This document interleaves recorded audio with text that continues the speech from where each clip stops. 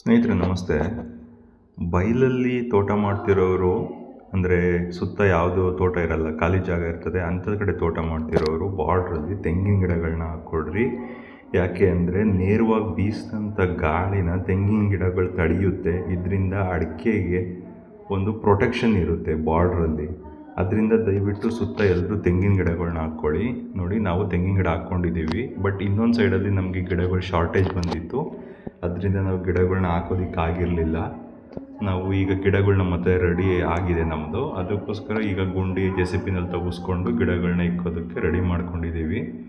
ತೆಂಗು ಮತ್ತು ಅಡಿಕೆನ ಹಾಕೋ ಟೈಮಲ್ಲಿ ದಯವಿಟ್ಟು ಯಾರು ನರ್ಸರಿಯಿಂದ ಗಿಡಗಳನ್ನ ತರಬೇಡಿ. ನಂಬೋದಕ್ಕಾಗೋದಿಲ್ಲ ಎಂಥ ಗಿಡಗಳನ್ನ ಹಾಕಿರ್ತಾರೆ, ಎಂಥ ಬೀಜನ ತಂದು ಹಾಕಿರ್ತಾರೆ ಅಂತ. ಯಾಕೆ ಅಂದರೆ ನಾವು 5-6 ವರ್ಷ ಬೆಳೆಸ್ಬಿಟ್ಟು ಆಮೇಲೆ ಅದ್ರ ರಿಸಲ್ಟ್ ಗೊತ್ತಾಗುತ್ತೆ. ಅಲ್ಲಿನವರೆಗೂ ನಾವು ಬೆಳೆಸಿ ನಮ್ಮ ಶ್ರಮ ಎಲ್ಲ ವೇಸ್ಟ್ ಆಗುತ್ತೆ.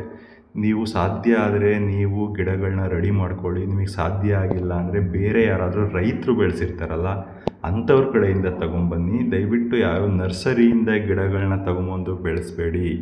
ಯಾಕೆ ಅಂದರೆ ನಾವು 5 ವರ್ಷ ಶ್ರಮ ಹಾಕಿ ಅದು ವೇಸ್ಟ್ ಆಯಿತು ಅಂದರೆ ಈ ಕಡೆ ನಮಗೆ ಗಿಡಗಳನ್ನ ತೆಗಿಯೋದಕ್ಕೂ ಆಗೋದಿಲ್ಲ, ಬಿಡೋದಕ್ಕೂ ಆಗೋದಿಲ್ಲ ಅನ್ನೋಂಗಾಗುತ್ತೆ.